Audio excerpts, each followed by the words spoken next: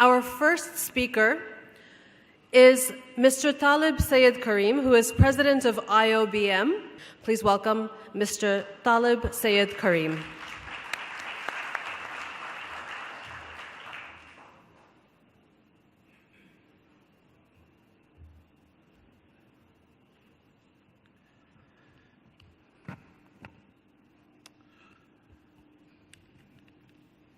Assalamu alaikum and good morning. As I'm also part of Management Association of Pakistan, I would like to welcome our foreign speakers and especially Dr. Jose, who has been visiting for past many years. And Karachi is a very vibrant city, and we play a good host for our visitors, and I hope you'll enjoy your stay here. And given the history of Karachi, I think we are in a process of reviving Karachi to its old glory. I think Asfar is sitting here somewhere where we are in a process of working towards reviving this vibrant and beautiful city of ours. I think my presentation would be not as high-tech as Dr. Jose is, because that was a very absorbing presentation. I think my concentration will be more towards millennials and also how, keeping into account our region, the country, and the city itself, because we operate from Karachi, and as millennials, what type of challenges they have faced while growing up, and what type of challenges institutions and universities have to face and have to cater to please these millennials. And I see a lot of them sitting here post 1982, if we take that era from 1982 to 2000 as the era of millennials, as the generation of millennials, and I see a lot of young people sitting here, and they belong to that group. I think if we talk in terms of education, especially in Pakistan, I think we have failed in that. Although my concentration will be more towards tertiary level education, but overall, I think as stakeholders, we have failed in this sector miserably. I think we have a large number of youngsters belonging to this generation who have never gone to school, who never had an opportunity to go to schools and never had an opportunity to study. So I think that has created a big gap within the society. I think both public and private sector are responsible for this mess. More so the public sector, because a lot of primary and secondary level education is their responsibility. But I think now efforts are underway to have that type of partnership where private sector can partner with public sector and work towards putting more children into the school system. Because those who have gone to the school system, particularly in this region, want to stay longer in the institutions. I think during our generation, getting a bachelor's degree was sufficient to progress. I think millennials have changed that concept, and they would like to stay more at the high-level institutions and go for their master's degrees, which has become a basis of most of their career growth. Interacting and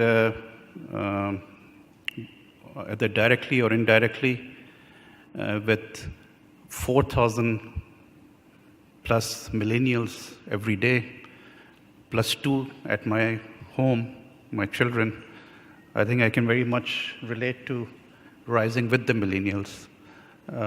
I can understand their thinking. I can understand their approach to life, their multitasking approach, and many other attributes that we as institutions especially higher education institutions, need to adapt to. I think we need to realize that as an institution, as universities, our faculties still, majority of them belong to the baby boomer area or the baby boomer generation or Generation X. So one initial thing to do is to change the mindset of those who are teaching our youngsters. Because unless their mindset doesn't change, we will not be able to deliver. And when we talk about mindset, I think Dr. Jose very comprehensively covered that, and I liked his, so I'm going to quote his, what he discussed in his talk, is that exponential versus linear. The technology is moving exponentially, whereas our thinking is very linear. Are we guilty of that? Yes, we are. I think, as I've said, that unless those who are teaching, those who are delivering, are unable to meet the high expectations of millennials or the new generation, they will be totally unsatisfied. So in terms of technology, in terms of other know-how, I think we need to be at par with the new generation.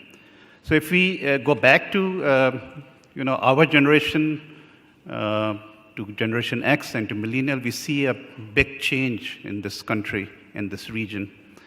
I think we grew up with television. I grew up with black and white television in 60s. 8 p.m. was the drama, 9 p.m. was the news, and that was the end of the entertainment at our homes. I think the next generation also, although there was not much technological development, but things started taking shape. But this generation, the millennial generation, I think they went through that whole system of technology evolution, and the way technology took its firm grip in youngsters' minds. I think I have two children. One was born in 1990, one was born in 1994. And when excuse me for that if I give their examples, because if I'm giving their examples, I'm relating to what all of you have also gone through and are also experiencing, is how tech savvy they are, how up to date they are, and how the type of skills, the attributes, especially the entrepreneur type of attributes, exist in the minds of millennials. And very out-of-the-box type of thinkers. My two kids, I think, formed their own path towards their education. I never intervened. They did ask for my advice. Reluctantly, for my son, I acceded to his advice. So, those of you sitting here are very open-minded, very out-of-the-box thinkers. And as universities, as tertiary level institutions, I think we need to adapt to that. As I've said, I think millennials, for us, I think by 2020, by 2022, that generation will come out of universities and will become a huge part of the workforce. I think 70-80% of the workforce would comprise of millennials in the next few years. I think we now have to worry about, as a university, as an institution, to cater to that generation which is coming up in the next few years and will be entering the mainstream of universities, those who are born this century, that is after 2000. And these are the kids And I don't know whether you have experience of that, or have you have experienced that or not, that when we were growing up, when a kid used to cry, we used to give them a pacifier at that time. I have personally experienced that a 2-year-old crying and their parents giving them the smartphone or the iPad to pacify him. I think it's true for a lot of us that we have seen that. So we'll be catering to that generation, which is basically literally born with smartphones and iPads in their hands. And they'll be coming to the universities, and their expectations is going to be huge in terms of what they expect from their teachers and what they expect from their institutions because of their knowledge base. So in a way, to cater to millennials, we have to shift to the teaching methods that can satisfy them, that can bring in or be at par with the unique attributes that they possess. Education industry with the emphasis on focus work over the more collaborative teaching, which millennials prefer, might not be adapting quickly. Okay, so we need to adapt more quickly towards what their expectations are. They are not passive learners. They do not do well in that. And we have to bring in technology. We have to bring in those type of teaching methodologies in the classroom to cater to their needs and requirements. Even the trend towards millennials using iPads and laptops is much more leaning towards that rather than desktops. I think a lot of youngsters now don't use desktops. So everything that is part of them, which they possess, is right here, over here in this the device that they carry with them. So as an institution, we need to communicate to them through these various technology and devices. If we look at influence of millennials on business sustainability, and these are from various studies and papers that, am I changing this? Sorry. One thing I just want to add with this social network, that although it's a great device, the social network and Twitter and other means of communication, I think it has also, in a way, it has become a way to vent your anger through these various communication devices, which in a way is negative. I think a lot of these are used positively, but whether you vent your anger against institutions or your organizations or your colleagues, I think that is one area that is the weak point of this, but not very serious as such. I think if you look at some of the unique attributes of millennials, and Dr. Jose had touched upon a few of these, is being digital savvy, teacher versus student speed, which I just mentioned, that if those who are delivering are not at par with their students, then there is going to be, the learning will not take place. No boundaries, multitasking. I think you are very good at it. We are not. I think most of you sitting here in front of me are excellent in multitasking. I mean, I've experienced FaceTiming with my daughter. She's in Australia. And while I FaceTime and I concentrate in talking to her, she's texting, eating a sandwich, and maybe doing a third thing, and multitasking while communicating with me. So you are excellent in doing that. Zero tolerance for delays. I think when we talk about reality no longer real, that means that sometimes what you see is not because of the technology itself. When we talk about different characteristics of a millennial, and I'm just going to add to that, I don't have too many slides, so I'll be just speaking. And these are from different studies that have taken place: is speed, goal, challenge, no boundaries, and no hierarchy. I think these are some of the traits of this generation. They want to study at their own speed. They want to see things changing around them in sync with the fast rate of change in the environment. And we need to, again, look at their speed and be at par with them or at pace with them. No boundaries. As I mentioned earlier, they think out of the box and boundaries.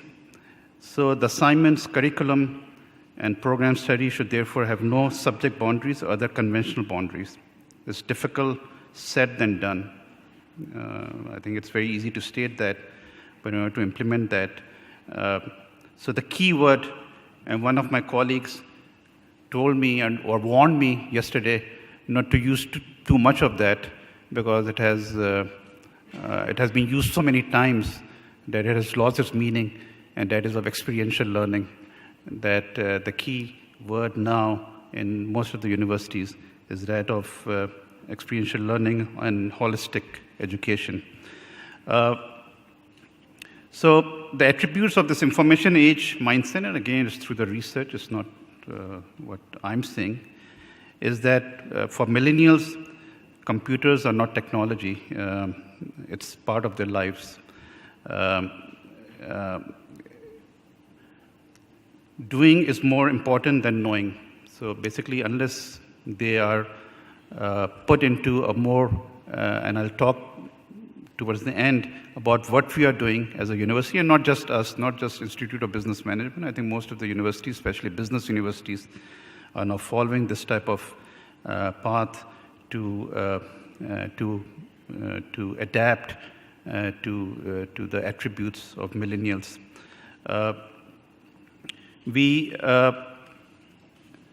So if we look at them, if we look at from the university's point of view, what do we see? We see that their learning preference is more towards teamwork, as I've said, experiential activities, structure, and the use of technology. Their strength, as I've mentioned, includes multitasking, goal orientation, positive attitudes, and collaborative style. For universities, for us, understanding and meeting the expectations of the new students is important in their competitiveness. And one thing which we are basically lacking and which millennials prefer to do now is online education. I think the concept of MOOC is known to all of you. I think as an institution, we have not been able to, especially in Pakistan, we have not been able to really adapt to that. But I think time is coming that massive open online courses we should start offering, and these are of course free courses that needs to be offered to the community as a whole. We have to increase collaborative learning projects, and I think that's what we are doing in a way. I think if we look at this passive teaching methods that we have been that we are used to as students, and this is the retention, the millennial retention. I think this is, I think the reference is given towards the end. Lecture 5%, so the retention of a lecture is only 5%. Reading 10%, audiovisual 20%, and demonstration 30%. So if you look at this pyramid, the passive teaching methods is gone. I think which we were used to. Many universities, sorry, this keeps on changing. Many universities still follow this passive teaching methods, but are we reaching out to these millennials through this teaching method? I think that needs to be explored and looked into because, with the type of mindset that this generation carries, I don't think that will be very effective, and that is very effective nowadays. If you go down to the red area, the participatory teaching methods, group discussion, the retention is about 50%, practice by doing 75%, and teaching others 90%. That is, give them the leadership role in terms of when they are learning, try to put them on the other side of a leadership. I think most of the universities now, or at least some of the universities now, are, at least in Pakistan, are following the last two pyramid, the bottom two, which is practice by doing, which is experiential. I think both are very experiential in nature for them to have more absorption and retention in terms of teaching methodologies. I think these are traditional approaches that, as I've said, has failed, and a more project-based approach is required for us to make a difference in terms of this. I think towards the end, I just would like to, and these notes were passed on to me by our dean, who's the architect in terms of this experiential learning and changing. So what we did a few years ago is that we got together with the corporate and we said that let's change the curriculum and let's cater to the new generation so that the expectations of employers is met once they come out of the universities. And we went on and changed the whole curriculum of our MBA program and made it more experiential in nature.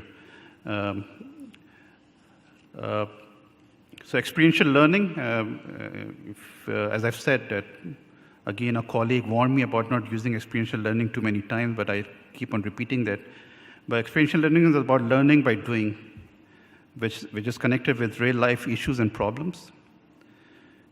Experiential learning projects obtained from industry provide an environment for learning where students obtain holistic learning cutting across subjects and disciplines. Capstone projects are the experiential learning projects that are obtained by our faculty from the industry and are assigned to the final year students of our MBA programs. As I've said, this was started a few years ago. Till date, we have completed 250 projects, 50 are in progress. Projects have been obtained from over 120 leading local and multinational companies. Some of you are sitting here, and if you're part of the project, then I'm sure you know what I'm talking about. What was the advantage? Some of these students got employment in some of these companies on the basis of their performance. The companies have acknowledged the value addition through these projects. From the students' point of view, what was the result outcome? Students are much happier, engaged and motivated on real-life projects. They surprise the industry organizations and the teachers. Experiential learning is where not only the students learn, but all involved also learn. Teachers, students, and the organizational collaborators become part of this mutual learning. Even we as administrators and deans are also learning with the students. The quality of these projects have been compared by many such multinationals to be at par with, if not better, than major brand names in research. So, in a way, I think we try, and we have tried, to bring out the attributes of this generation and try to bring into our curriculum so that once they are out of these institutions, they are able to, first of all, be satisfied, be happy, and are able to apply these attributes in the places they'll be working. I think one very unique and great attribute that I find amongst our students is would be their entrepreneurial skills that the way they think, the way they want to sell their products, and the way they want to market themselves. I think towards the end, I would like to say that as universities, as institutions, I think we need to adapt much more quicker, much more faster to satisfy the needs of the millennials. And now, as I've said initially, the next challenge would be the new generation, which, as I've said, was born in this century. And there'll be a huge challenge and task for our universities, professors, and others to cater to those needs in the next few years. I thank you very much, and thank you for being patient. Thank you.